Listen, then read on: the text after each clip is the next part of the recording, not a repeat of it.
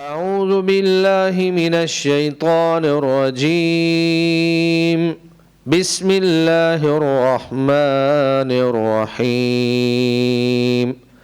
يقلب الله الليل والنهار إن في ذلك لعبرة لأولي الأبصار صدق اللہ العظیم۔ ہر قسم کی حمد و ثنا اللہ ذوالجلال والاکرام، خالق کائنات، مالک ارض و سما کے لیے، جس اللہ رب العزت نے ہم سب کو پیدا فرمایا اور وہی ہمارا خالق، مالک اور رازق ہے، اور لا تعداد بے شمار انگن درود و سلام آمنہ کے لال پیکر حسن و جمال جناب محمد الرسول اللہ صلی اللہ علیہ وسلم کی ذات اقدس و اطہر پر، جن کو اللہ رب العزت نے تمام جہانوں کے لیے رحمت للعالمین اور رشد و ہدایت کا منبع و مصدر بنا کر بھیجا۔ عزیز دوستوں اور بزرگوں اور میری واجب الاحترام ماں اور بہنوں، اس کائنات کے اندر ہر چیز اللہ کی قدرت کا مظہر ہے، اور اللہ تعالیٰ نے بے شمار مخلوقات کو پیدا فرمایا ہے۔ اگر ہم ان مخلوقات کو شمار کرنا چاہیں تو ہم نہیں کر سکتے، اللہ ہی جانتا ہے۔ اللہ کی ان تخلیقات میں سے یہ ہمارے موسم ہیں جو اللہ تعالیٰ نے ہمیں عطا فرمائے ہیں، اور یہ موسم ہمارے لیے نفع بخش بھی ہیں، مفید بھی ہیں، کیونکہ بہت ساری چیزیں موسموں کے ساتھ متعلق ہیں۔ بعض پھل یا اناج صرف موسم گرما کے اندر پیدا ہوتے ہیں، جبکہ بعض صرف موسم سرما کے اندر پیدا ہوتے ہیں۔ تو ان کی تخلیق میں بھی موسموں کا بڑا کردار ہوتا ہے۔ بعض چیزوں کو، بعض پھلوں کو یا بعض سبزیوں کو، بعض اناج کو گرمی کی ضرورت ہوتی ہے، وہ گرمی کے بغیر پکتے نہیں ہیں، اور بعض ایسے ہوتے ہیں جو اللہ تعالیٰ سردی کے اندر ان کو پکاتے ہیں۔ موسم سرما میں ایک مومن شخص اگر اسلام کی تعلیمات، رسول اللہ کی ہدایات، شریعت کے احکام و مسائل کو دیکھے تو نبی کریم صلی اللہ علیہ وسلم نے ہمیں سردی کے حوالے سے بھی بہت سارے احکامات سمجھائے ہیں، بتلائے ہیں، جو ہمارے لیے مشعل راہ ہیں۔ سردی کا موسم، سب سے پہلے تو یہ ہے کہ سردی کا موسم اور گرمی کا موسم یہ آتے کیوں ہیں؟ کیونکہ کسی بھی چیز کے وجود کے پیچھے کوئی نہ کوئی سبب ہوتا ہے۔ تو اللہ کے نبی صلی اللہ علیہ وآلہ وسلم نے گرمی اور سردی کا سبب بیان کرتے ہوئے فرمایا کہ اشتاقت النار الی ربیہا، جہنم نے اللہ تعالیٰ سے شکایت کی، اکل بعضی بعضا، کہ اے میرے رب، میرا ہی بعض حصہ بعض حصے کو کھائے چلا جا رہا ہے۔ فَأَذِنَ لَهُ بِنَفَسَيْن، تو اللہ نے جہنم کو 2 سانس لینے کی اجازت دے دی، نَفَسٍ فِي الشِّتَاءِ وَنَفَسٍ فِي الصَّيْفِ، ایک سانس سردی کا اور ایک سانس گرمی کا۔ تو اللہ کے نبی نے فرمایا کہ یہ جو تم شدید ترین گرمی محسوس کرتے ہو یہ بھی جہنم کے سانس کی وجہ سے ہے، اور یہ جو تم شدید ترین سردی محسوس کرتے ہو یہ بھی جہنم کے سانس کی وجہ سے۔ تو اس کا مطلب یہ ہے کہ جب شدید گرمی پڑ رہی ہو تو ہمیں جہنم کی آگ کو یاد کرنا چاہیے، ہمیں جہنم سے بچنے کے لیے تگ و دو کرنی چاہیے، کوشش کرنی چاہیے، جد و جہد کرنی چاہیے، اور جب شدید سردی آ جائے تو بھی ہمیں جہنم کی سردی کو یاد کرنا ہے۔ جہنم کے اندر جس طرح آگ کا عذاب ہے اسی طرح وہاں پہ سردی کا بھی عذاب ہے، اور یہ جس طرح آگ کے جلنے سے انسان کے جسم کو جلن ہوتی ہے، آپ نے محسوس کیا ہوگا کہ اگر آپ برف کو کچھ دیر کے لیے ہاتھ میں پکڑ کے رکھیں تو اس کے بعد پھر ویسے ہی جلن محسوس ہونا شروع ہو جاتی ہے جس طرح آگ کے جلے ہوئے کی جلن ہوتی ہے۔ تو موسم گرما بھی ہمیں جہنم کی گرمی یاد دلاتا ہے، اور موسم سرما بھی ہمیں جہنم کی سردی یاد دلاتا ہے، اور ہمیں اس بات کی طرف رہنمائی کرتا ہے کہ ہم اپنے اعمال ایسے کریں کہ ہم اپنے آپ کو جہنم سے بچا لیں اور ہم جنت کے وارث بن جائیں۔ اللہ کے بے شمار اشارے ہیں، بے شمار چیزیں ہیں جو ہمیں اپنی آخرت کی تیاری کرنے، اپنی موت کی تیاری کرنے، اپنے آپ کو جہنم سے بچانے اور اپنے آپ کو جنت کا وارث بنانے کی طرف اشارے ملتے رہتے ہیں، ہماری رہنمائی کرتی رہتی ہیں۔ اور یہ موسم سرما جو ہے ایک اعتبار سے بہت ہی شاندار موسم ہے، اور نبی مکرم صلی اللہ علیہ وآلہ وسلم کی حدیث مبارکہ اس موسم کی فضیلت کو 4 چاند لگا دیتی ہے۔ یہ ہمارے پاس ایک موقع ہے، فرصت کے لمحات ہیں، اللہ نے ہمیں یہ غنیمت کے طور پر موقع عطا کیے ہیں۔ سیدنا ابو سعید خدری رضی اللہ تعالی عنہ فرماتے ہیں کہ رسول اللہ صلی اللہ علیہ وسلم نے فرمایا، الشتاء ربیع المؤمن، یہ سردی کا موسم سردی کا ہے، لیکن ایک مومن بندے کے لیے یہ موسم بہار ہے۔ وہ کیسے؟ قصر نہارہ فصام وطال لیلہ فقام، کہ اللہ نے دن چھوٹے کر دیے ہیں تو چھوٹے دن کے اندر روزہ رکھنا آسان ہے، مومن بندہ اس دن میں روزہ رکھ لیتا ہے اور بلا مشقت اپنے روزے کو پورا کر لیتا ہے۔ اور اللہ نے راتیں لمبی کر دی ہیں تو مومن بندہ اللہ کے سامنے کھڑا ہو کر قیام کرتا ہے، تہجد پڑھتا ہے، اللہ کے سامنے گڑ گڑاتا ہے، اپنے گناہوں کی توبہ کرتا ہے، بخشش مانگ لیتا ہے اللہ تعالیٰ سے۔ تو موسم سرما مومن کا موسم بہار ہے، دن کو روزہ رکھ کر، رات کو قیام کر کے اللہ کو راضی کرتا ہے، اور اس موسم سے، اس سیزن سے فائدہ اٹھا لیتا ہے، اور اللہ رب العزت کی مرضی کے مطابق اللہ کی اطاعت اور فرما برداری پر قائم رہتا ہے۔ سیدنا عمر بن خطاب رضی اللہ تعالی عنہ فرماتے ہیں، الشتاء غنیمت العابدین، یہ سردی کا موسم عبادت کرنے والوں کے لیے غنیمت کا موسم ہے، وہ اس سے فائدہ اٹھاتے ہیں۔ اور آج کل آپ دیکھ لیں، صبح آدمی ناشتہ کر لے تو شام تک کھانا نہ کھائے تو زیادہ بھوک محسوس نہیں ہوتی ہے، کہاں 10-11 گھنٹے کا روزہ اور کہاں 16-17 گھنٹے کا روزہ۔ تو یہ غنیمت ہے، یہ فرصت ہے، یہ موقع ہے جو اللہ نے عطا کیا ہے، راتوں کو عبادت کرنے کا موقع ہے، دن کو روزہ رکھنے کا موقع ہے۔ نبی مکرم صلی اللہ علیہ وآلہ وسلم نے ہمیں جو نفلی روزے بتائے، ہر جمعرات اور سوموار کا روزہ، اسی طرح ایام بیز کے روزے، ہمیں کم از کم ان دنوں میں ان روزوں کو رکھنے کی کوشش کرنی چاہیے۔ رات کو اللہ جتنی توفیق دے اللہ کے سامنے کھڑے ہونے کی کوشش کرنی چاہیے، قیام کی کوشش کرنی چاہیے، تہجد پڑھنے کی کوشش کرنی چاہیے۔ صحابہ کرام رضوان اللہ علیہم اجمعین کے اندر ایک ماحول ہوتا تھا۔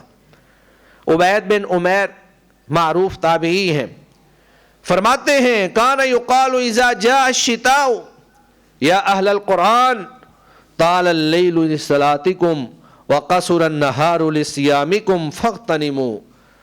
صحابہ کے اندر یہ ایک عرف تھا، ایک معروف چیز تھی، عام چیز تھی، کہ جب سردی آ جاتی تو ایک دوسرے کو کہتے، اے قرائے قرآن، اے حاملین قرآن، راتیں لمبی ہو گئی ہیں، تہجد پڑھ لیا کرو، دن چھوٹے ہو گئے ہیں، روزے رکھ لیا کرو، فاغتنموا، اور یہ تمہارے لیے غنیمت ہے، اس سے فائدہ اٹھا لو۔ تو ایک مومن بندہ وہ اپنے ہر وقت کو، ہر لمحے کو، ہر دن کو، ہر رات کو، ہر مہینے کو، ہر موسم کو اپنے لیے موقع بنا دیتا ہے، وہ ان سے فائدہ اٹھاتا ہے، وہ اپنی پلاننگ کرتا ہے کہ کہ میں نے دن کو کیا نیکی کرنی ہے، میں نے رات کو کیا نیکی کرنی ہے، میں نے سردیوں میں کیا نیکی کرنی ہے، میں نے گرمیوں کے اندر کیا نیکی کرنی ہے۔ اور آج کل تو ماشاءاللہ اتنی لمبی راتیں ہیں کہ آدمی اگر ٹائم پر سو جائے تو رات کو صبح اپنے آپ ہی جاگ آ جاتی، کوئی مسئلہ ہی نہیں ہوتا ہے۔ لیکن افسوس یہ ہے کہ آج ہم نے اپنا نظام زندگی ہی سارا الٹ کیا ہوا ہے، ہماری راتیں جاگتی ہیں اور دن سوتے ہیں، کاروبار سارا رات کو ہو رہا ہوتا ہے، دن کو فجر کے ٹائم بھی سوئے ہوتے ہیں۔ اور دیکھیں ابھی ماشاءاللہ مسجد بڑھ گئی ہے، جمعے میں مسجد بھر جاتی ہے، فجر کے ٹائم میں 2 صفحے 2.5 صفحے کبھی 3 ہو جاتی ہیں۔ اور اگر کوئی شخص فجر کی نماز میں نماز کے لیے آ گیا ہے تو اس پر اللہ کا بڑا احسان ہے، وہ اللہ کی توفیق سے آیا ہے، اللہ اس پر راضی ہے، یہ برکت والا وقت ہوتا ہے۔ اور بہت سارے ہماری بھائی جو ہیں ان کو فکر ہی کوئی نہیں ہوتی، سوئے رہتے ہیں، نہ فجر کی فکر ہے نہ کسی اور نماز کی فکر ہے، نام کے مسلمان ہیں، نام محمد اسلام ہے، عبداللہ کے گھر میں پیدا ہوئے، اسلامی ملک کے اندر پیدا ہوئے، بس نام ہی ہے، باقی مسلمانوں والا وہ کردار، وہ عبادات، وہ اللہ کی اطاعت، وہ فرما برداری وہ ہمیں نظر نہیں آتی ہیں۔ صرف میٹھا میٹھا اسلام اپنا لیں گے، جہاں پہ مشقت ہوگی وہاں پہ چھوڑ دیں گے، جو آسانی سے کام ہو جائے وہ کر لیا، جو مشکل اس کو چھوڑ دیا۔ اپنے معاملات کے اندر، اپنی عبادات کے اندر، لین دین کے اندر، ہر شعبہ حیات کے اندر یہی معاملہ نظر آتا ہے۔ تو نبی کریم صلی اللہ علیہ وآلہ وسلم نے موسم سرما کے حوالے سے بہت سارے احکام بیان فرمائے ہیں۔ میں اختصار کے ساتھ زیادہ چیزیں آپ کے سامنے پیش کرنے کی کوشش کروں گا، تفصیلات میں نہیں جاؤں گا تاکہ چیزیں زیادہ بیان ہو جائیں۔ اب سردی کے موسم میں وضو کرنا، وضو تو ویسے آپ گرمی میں بھی کرتے ہیں لیکن سردی میں وضو کرنا ذرا مشکل محسوس ہوتا ہے، خاص طور پہ پانی ٹھنڈا، اور پھر بزرگ آدمی، بوڑھے لوگوں کو اور زیادہ مشکل محسوس ہوتی ہے۔ لیکن سردی کے اس موسم میں ناگواری، ناپسندیدگی اور مشقت کے باوجود اگر وضو کر کے کوئی شخص نماز پڑھتا ہے تو اللہ کے نبی صلی اللہ علیہ وسلم نے ایسے لوگوں کے لیے بڑے بڑے درجات اور فضیلتوں کا بیان فرمایا ہے۔ اللہ کے نبی نے فرمایا، الا ادلکم الی ما یمحو اللہ بہ الخطایا ویرفع بہ الدرجات، اے میرے صحابہ کیا میں تمہیں کوئی ایسا عمل نہ بتاؤں جس سے اللہ تمہارے گناہ معاف کر دے اور تمہارے درجات کو اللہ بلند فرما دے۔ تو صحابہ کرام رضوان اللہ علیہم اجمعین نے کہا کہ کیوں نہیں یا رسول اللہ، آپ ضرور بتائیں۔ تو آپ صلی اللہ علیہ وسلم نے فرمایا، اسباغ الوضوء علی المکارہ، سردی وغیرہ کی وجہ سے مشقت اور ناگواری کے باوجود مکمل وضو کرنا، یہ ایسا عمل ہے جس سے انسان کے گناہ معاف ہو جاتے ہیں اور انسان کے درجات بلند ہو جاتے ہیں۔ وضو کرتے ہوئے اعضاء کو دھیان سے، اہتمام سے اچھی طرح دھونا چاہیے۔ یہ نہیں ہونا چاہیے کہ سردی کے موسم میں بس پانی تھوڑا سا لیا، جلدی جلدی اس طرح کر کے ملا، اور یہ نہ دیکھا کہ سارا عضو جو ہے وہ گیلا ہوا ہے کہ نہیں ہوا ہے۔ سارے عضو کو اچھی طرح سے دھونا ہے، ورنہ نبی کریم صلی اللہ علیہ وسلم کی یہ وعید کہ آپ صلی اللہ علیہ وسلم نے ایک دفعہ دیکھا کہ صحابہ نے جلدی جلدی وضو کیا اور پاؤں دھوئے تو کچھ صحابہ کے پاؤں جو ہیں وہ اچھی طرح سے نہیں دھلے، ان کی ایڑیاں خشک رہ گئیں۔ تو آپ صلی اللہ علیہ وسلم نے فرمایا، ویل للعقاب من النار، ان ایڑیوں کے لیے، سوکھی رہ جانے والی ایڑیوں کے لیے آگ کا عذاب ہے۔ تو سردی ہے لیکن اس سردی کے اندر وضو مکمل کرنا، پورے اہتمام سے کرنا، یہ گناہوں کی معافی اور درجات کی بلندی کا سبب ہے۔ باقی اسلام یہ نہیں کہتا کہ تم نے ضرور ٹھنڈے پانی سے ہی وضو کرنا ہے، آپ پانی گرم کر سکتے ہیں، یعنی جو سہولت آپ اختیار کر سکتے ہیں کر لیں، لیکن اگر سہولت نہیں ہے اور آپ اس کے باوجود وضو بھی کرتے ہیں، بستر کو بھی چھوڑتے ہیں، نماز کے لیے بھی آتے ہیں، تو اللہ نے بے شمار اس کے لیے درجات رکھے ہیں۔ گناہوں کی معافی کا وعدہ ہے، درجات کی بلندی کا وعدہ ہے۔ اللہ مشقت، بلا وجہ مشقت میں نہیں ڈالنا چاہتے۔ ہاں، اگر آپ 3 مرتبہ اعضائے وضو کو نہیں دھو سکتے پانی زیادہ ٹھنڈا ہونے کی وجہ سے، تو 1 مرتبہ آپ دھو سکتے ہیں، اس کی اجازت ہے۔ اعضائے وضو کو 1 مرتبہ یا 2 مرتبہ یا 3 مرتبہ، تینوں طرح سے دھونا ہی جائز اور درست ہے۔ یہ اللہ نے آسانی کر دی، تخفیف فرما دی۔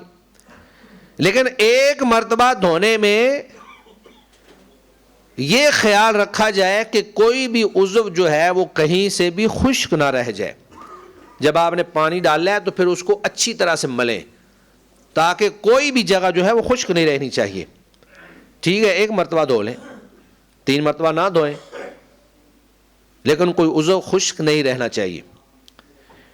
ہاں، اس میں ایک اور اللہ کے نبی صلی اللہ علیہ وسلم نے آسانی بیان فرمائی، بلکہ اللہ کے نبی کا عمل تھا کہ آپ صلی اللہ علیہ وآلہ وسلم وضو کرنے کے بعد اپنے اعضائے وضو کو کپڑے سے صاف کر لیا کرتے تھے۔ تولیے سے آپ صاف کر لیں، کپڑے سے صاف کر لیں، تو میں سمجھتا ہوں کہ اگر ایک بندے نے انتہائی ٹھنڈے پانی سے بھی 1 مرتبہ اپنے اعضائے وضو کو دھویا ہو اور اس کے بعد وہ کپڑے سے صاف کر لے، تو میرا خیال مشقت جو ہے وہ کافی حد تک کم ہو جاتی ہے۔ اور اس میں پھر ایک اور حدیث کہ اگر کسی شخص پر غسل واجب ہے اور اس کو پتہ ہے کہ اگر میں نے ٹھنڈے پانی سے نہا لیا تو یا تو میری موت واقع ہو جائے گی یا مجھے شدید قسم کی بیماری لگ جائے گی، تو وہ آدمی تیمم کر کے یا صرف وضو کر کے وہ نماز پڑھ سکتا ہے۔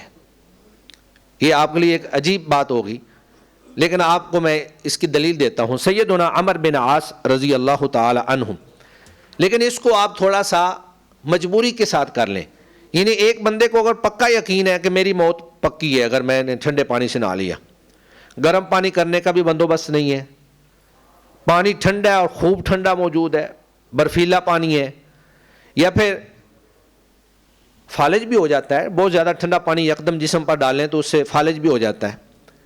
تو یہ سردیوں کے موسم میں اطباء اور حکماء کہتے ہیں کہ آج کل فالج کے 2 بڑے سبب ہیں۔ ایک سبب یہ ہے پانی نہ پینا، سردیوں میں لوگ عام طور پہ پانی کم پیتے ہیں، ایک سبب یہ ہے، اور دوسرا سبب ہے ٹھنڈا پانی پینا، یعنی پانی پینا ہے لیکن اس کو گرم کر کے، نیم گرم کر کے آپ نے پینا ہے۔ تو اپنی صحت کا خیال رکھنا یہ بھی شریعت ہے۔ اللہ نے اپنے آپ کو ہلاکت میں نہ ڈالنے کا حکم دیا ہے، اپنے آپ کو قتل نہ کرنے کا حکم دیا ہے۔ تو حضرت عمر بن عاص رضی اللہ تعالی عنہ غزوہ ذات السلاسل میں اپنے ساتھیوں کے ساتھ موجود تھے، ان کو احتلام ہو گیا۔ اب انہوں نے دیکھا کہ سردی بہت شدید ہے، اگر میں نہایا تو میں تو نہیں بچوں گا۔ انہوں نے ایسے ہی تیمم کیا اور اپنے ساتھیوں کو نماز پڑھا دی۔ جب صحابہ کرام نبی کریم صلی اللہ علیہ وسلم کے پاس آئے تو سارا واقعہ اللہ کے نبی کے سامنے پیش کیا، تو اللہ کے نبی نے سیدنا عمر بن عاص رضی اللہ تعالی عنہ سے کہا، صلیت اصحابک وانت جنب، آپ نے اسی حالت میں ہی نماز پڑھا دی؟ تو حضرت عمر بن عاص کہتے ہیں کہ میں نے اللہ کے نبی سے کہا کہ یا رسول اللہ، اس وقت میرے دل میں ایک آیت آ گئی، اور وہ آیت کیا ہے؟ وَلَا تَقْتُلُوا أَنفُسَكُمْ إِنَّ اللَّهَ كَانَ بِكُمْ رَحِيمًا، کہ اپنے آپ کو قتل نہ کرو، ہلاکت میں اپنے آپ کو نہ ڈالو، اللہ تو بڑا غفور الرحیم ہے۔ تو اللہ کے نبی صلی اللہ علیہ وسلم نے جب ان کی یہ دلیل سنی، فضاحک رسول اللہ صلی اللہ علیہ وسلم وَلَمْ يَقُلْ شَيْئًا، اللہ کے نبی مسکرا پڑے اور ان کو کچھ نہ کہا، خاموشی اختیار کی۔ اور یہ سنن ابو داود کی صحیح حدیث ہے۔ تو اس کا مطلب یہ ہے کہ اللہ کے نبی اگر خاموش ہو جائیں کسی معاملے پر تو وہ مباح اور جواز کی دلیل ہوتی ہے۔ اگر وہ حرام ہوتا، جائز نہ ہوتا ایسا کرنا، تو اللہ کے نبی کبھی خاموش نہ ہوتے۔ اللہ کا نبی کہہ دیتے کہ نہیں وہ آپ کی نماز نہیں ہوئی، آپ دوبارہ سے نماز پڑھو، لیکن رسول اللہ صلی اللہ علیہ وسلم نے وہاں پر کچھ بھی نہیں کہا، بلکہ مسکرا پڑے ان کی دلیل کے اوپر، استدلال کے اوپر، کہ دیکھیں انہوں نے کیسے قرآن مجید کی آیت سے اجتہاد کیا ہے۔ تو یہ اللہ رب العزت کی شفقت ہے، یہ اللہ کی رحمت ہے، اپنے بندوں کے اوپر نرمی ہے، تخفیف ہے۔ اللہ عبادت چاہتے ہیں، نماز چاہتے ہیں، روزہ اور قیام چاہتے ہیں، لیکن مشقت میں ڈال کر، مصیبت میں ڈال کر، تنگی میں ڈال کر اللہ نہیں چاہتے۔ بے شمار ایسی آیات ہیں، اللہ فرماتے ہیں وَمَا جَعَلَ عَلَيْكُمْ فِي الدِّينِ مِنْ حَرَجٍ، اللہ نے دین میں تمہارے اوپر تنگی نہیں رکھی ہے۔ لیکن اس تنگی کو سمجھنے کی ضرورت ہے کہ کوئی آدمی یہ سمجھے کہ وضو کرنا تنگی ہے تو یہ تنگی نہیں ہے، کوئی یہ سمجھے کہ گرم نرم بسترے کو چھوڑنا تنگی ہے تو یہ تنگی نہیں ہے، کوئی یہ کہے کہ کاروبار کو چھوڑ کر نماز پڑھنے کے لیے آنا تنگی ہے، یہ تنگی نہیں ہے۔ تنگی وہ ہوتی ہے جو انسان کی برداشت میں نہ ہو، جو انسان برداشت نہ کر سکے، اس کی طاقت میں نہ ہو، اس کی طاقت سے بڑھ کر ہو۔ ایک چیز انسان برداشت کرتا ہے اس جیسے باقی سارے انسان کر رہے ہیں تو اس کا مطلب یہ وہ تنگی نہیں ہے۔ لیکن جس کو اللہ اور اس کے رسول سے محبت ہوتی ہے، دین کے ساتھ محبت ہوتی ہے، وہ آدمی تنگیوں کو بھی خندہ پیشانی سے برداشت کرتا ہے، بلکہ بعد میں پھر اس کو تنگی کے اندر لذت آنا محسوس ہوتی ہے۔ ایک آدمی یہ سوچ کر صبح اٹھے کہ میں اپنے رب کے ساتھ گفتگو کرنے لگا ہوں، اپنے رب کے ساتھ مناجات کرنے لگا ہوں، میں اپنے رب کے ساتھ گلے شکوے کرنے لگا ہوں، اپنی ضروریات حاجات اللہ کے سامنے پیش کرنے لگا ہوں، تو وہ اٹھتے وقت کبھی تنگی محسوس نہیں کرے گا، شوق سے اٹھے گا کہ میں تو اپنے اللہ کے ساتھ بات چیت کرنے لگا ہوں۔ آج دنیا کے محبوبوں کے ساتھ بات چیت کرنے کے لیے لوگ ساری ساری رات فون پہ لگے رہتے ہیں، راتوں کو باہر بھاگتے پھرتے رہتے ہیں، لیکن اللہ احکم الحاکمین جو ہمارا خالق مالک رازق ہے، جس کو اللہ کے ساتھ محبت ہے، وہ پھر ان چیزوں کو مشقت محسوس نہیں کرتا، بلکہ اس کو ان تنگیوں کے اندر لذت محسوس ہوتی ہے۔ یہ تو اپنی طبیعت کو ڈھالنے کی بات ہے کہ آپ اپنی طبیعت کو کیسے ڈھالتے ہیں، اللہ کی اطاعت اور فرما برداری پہ کیسے ڈال لیتے ہیں آپ۔ اللہ اکبر۔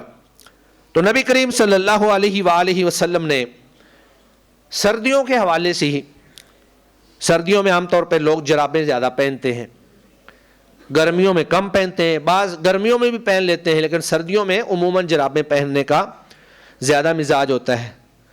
تو نبی کریم صلی اللہ علیہ وآلہ وسلم نے وَأَمَرَ أَن يَمْسَحُوا عَلَى الْأَصَائِبِ وَالتَّسَاخِينِ، اللہ کے نبی صلی اللہ علیہ وسلم نے ایک جنگی لشکر بھیجا اور انہیں سردی لگ گئی، وہ اللہ کے نبی کے پاس آئے تو آپ صلی اللہ علیہ وسلم نے فرمایا کہ تم اپنی پگڑیوں پر اور اپنی جرابوں پر، یہاں پہ لفظ جو ہے التساخین ہے، تساخین سے مراد ہر وہ چیز ہے جو پاؤں کو گرمائش دے، تو جرابوں کے اوپر مسح کرنے کا اور اسی طرح پگڑی کے اوپر مسح کرنے کا حکم دیا۔ تو سردیوں میں آپ جرابوں پہ مسح کر سکتے ہیں، لیکن شرط یہ ہے کہ آپ نے وہ جرابیں وضو کر کے پہنی ہوں، طہارت کی حالت میں آپ نے جرابیں پہنی ہوں۔ تو جراب پر مسح اللہ کے نبی صلی اللہ علیہ وسلم سے ثابت ہے۔ اگر کوئی یہ کہے کہ نہیں جی وہ جراب اتنی موٹی ہونی چاہیے، اس میں آدمی اتنے کلومیٹر چلے تو پھر ہی جا کر وہ جراب جراب ہوگی، بھائی جس جراب کو آپ جراب سمجھ کر پہن رہے ہیں اور وہ جراب ہے اس پر آپ مسح کر سکتے ہیں، موزے اس پر بھی مسح کر سکتے ہیں، جراب پر بھی مسح کر سکتے ہیں، حتیٰ کہ جوتوں پر بھی مسح کر سکتے ہیں۔ اگر آپ نے کوئی بند جوتے پہنے ہوئے ہیں اور ایسی مسجد ہے جہاں پر قالین وغیرہ نہیں ہے، میدان میں آپ نے نماز پڑھنی ہے، تو آپ جوتوں پر بھی، یعنی جوتے بھی اگر آپ نے طہارت کی حالت میں پہنے ہیں تو ان جوتوں پر بھی آپ مسح کر کے آپ نماز پڑھ سکتے ہیں۔ شرط وہی ہوگی کہ طہارت کی حالت میں پہنے ہوئے ہوں۔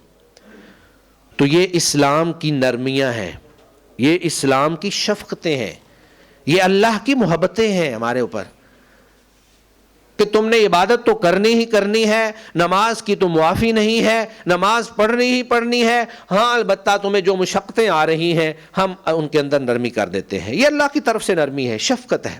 اللہ کتنا شفیق ہے، کتنا رحیم ہے، اپنے بندوں کے ساتھ کتنی محبت کرنے والا ہے۔ ہم اس کے باوجود غافل ہیں، کوئی پرواہ ہی نہیں ہے. آسمان دنیا پہ آ کر اللہ آوازیں لگاتا ہے کہ ہے کوئی اپنے گناہوں کی معافی مانگنے والا، وہ مجھ سے گناہوں کی معافی مانگ لے، میں اس کو معاف کر دوں. کوئی ہے رزق کا طالب، وہ مجھ سے رزق طلب کرے، میں اس کو رزق عطا کر دوں. اللہ ہمیں خود آوازیں لگاتا ہے اور ہم غفلت کی نیند سوئے ہوتے ہیں. سردیوں کی راتیں، مومنوں کا موسم بہار، مومنوں کے لیے، عابدین کے لیے غنیمت کے دن،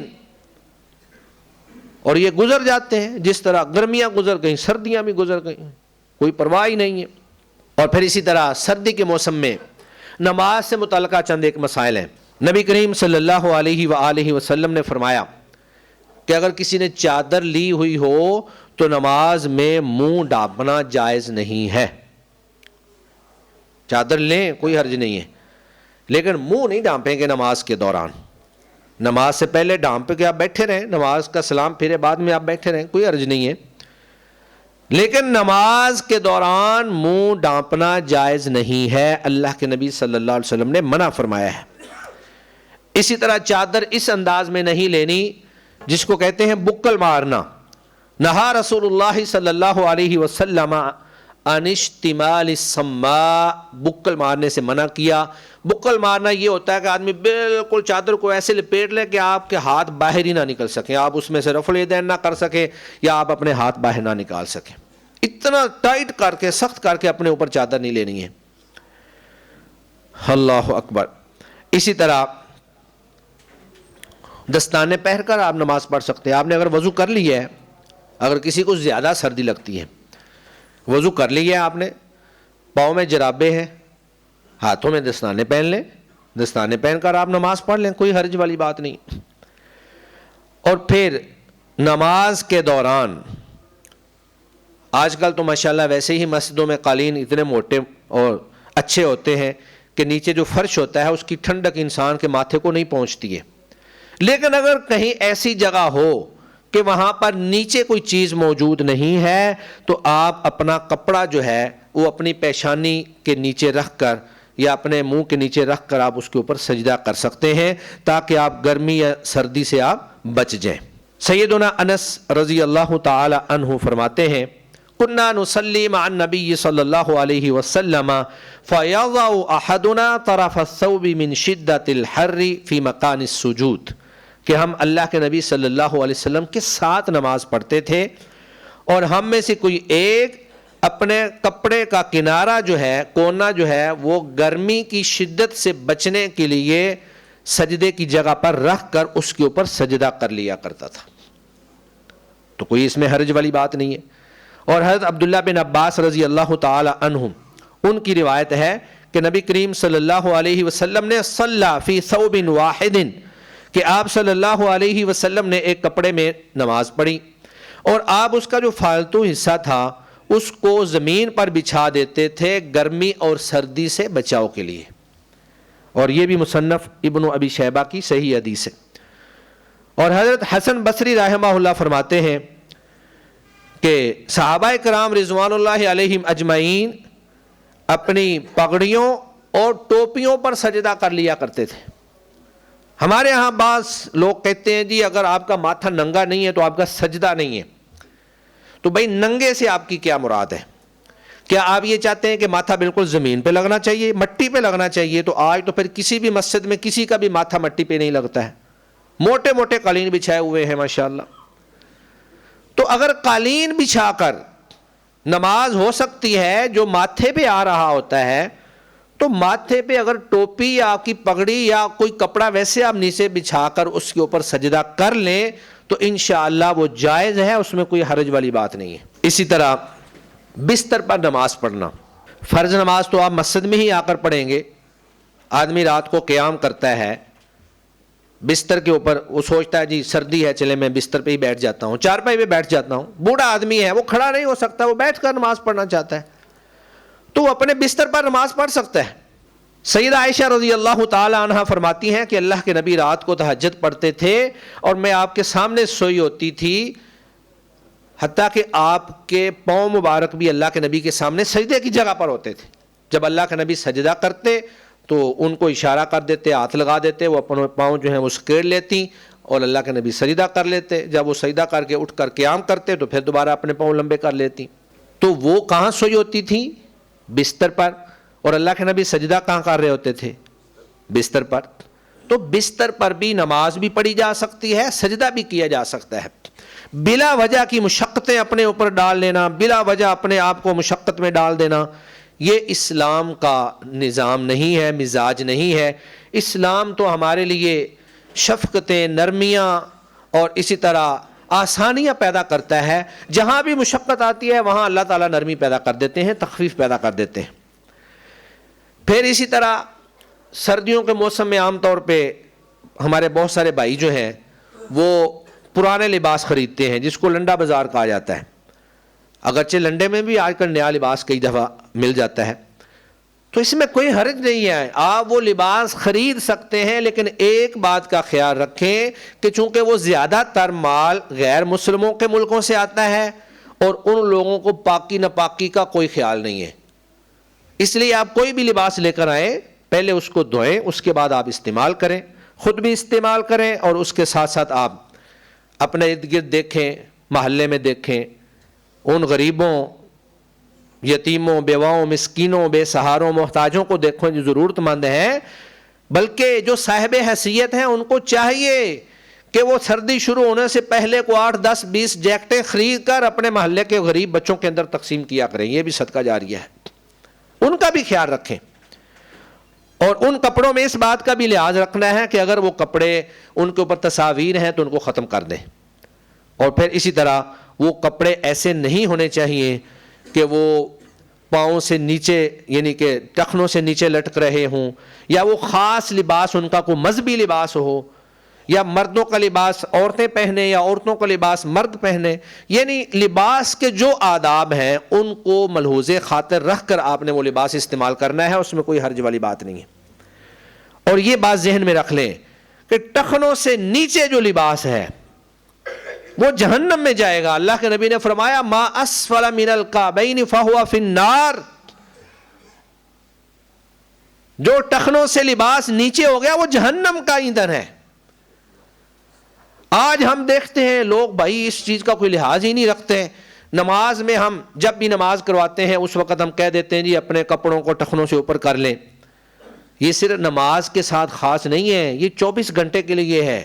آپ گھر میں ہوں, آپ مسجد میں ہوں, آپ بازار میں ہوں, آپ اپنی دکان پہ ہوں, آپ اپنے دفتر میں ہوں, جہاں کہیں بھی موجود ہوں, پیارے نبی صلی اللہ علیہ وسلم کے حکم کو مانتے ہوئے اپنے کپڑوں کو, بے شک وہ شلوار ہے, وہ پینٹ ہے, وہ کوئی بھی چیز ہے, وہ آپ کا لباس ٹخنوں سے اوپر ہونا چاہیے.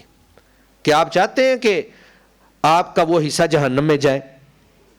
نبی کریم صلی اللہ علیہ وسلم کی بخاری کے اندر صحیح حدیث ہے, بینما رجل یجر ازارہ خسف به فہو یتجلجل فی الارض الی یوم القیامہ. ایک شخص جو ہے وہ تکبر سے اپنے کپڑے کو نیچے لٹکا کے زمین پر گھسٹ کر لے کے جا رہا تھا تو اللہ نے اسے زمین میں دنسا دیا اور وہ قیامت تک دنستا ہی چلا جائے گا. اتنا بڑا عذاب ہے. اور ہم اس کو پتہ نہیں فخر اور تکبر اور ریاکاری لوگوں کی سمجھ نہیں آتی ہے کہ لوگ آخر کیوں یہ کپڑا نیچے رکھتے ہیں اتنی سخت وعیدیں سننے کے باوجود. تو عزیز دوستو, موسم سرما یہ مومن کا موسم بہار ہے. اللہ نے دن چھوٹے کر دیے روزوں کے لیے, راتیں لمبی کر دیں قیام کے لیے. اور پھر موسم سرما میں آپ اپنے ساتھ ساتھ اپنے دیگر مسلمان بھائیوں کا بھی خیال رکھیں. لباس کے اعتبار سے کسی کو لباس کی ضرورت ہے اس کو لباس لے کر دے دیں اپنی استطاعت کے مطابق. اور پھر موسم سرما میں عام طور پہ دوسرے بھائیوں کا خیال مسجد میں آ کر بھی اس اعتبار سے رکھنا ہے.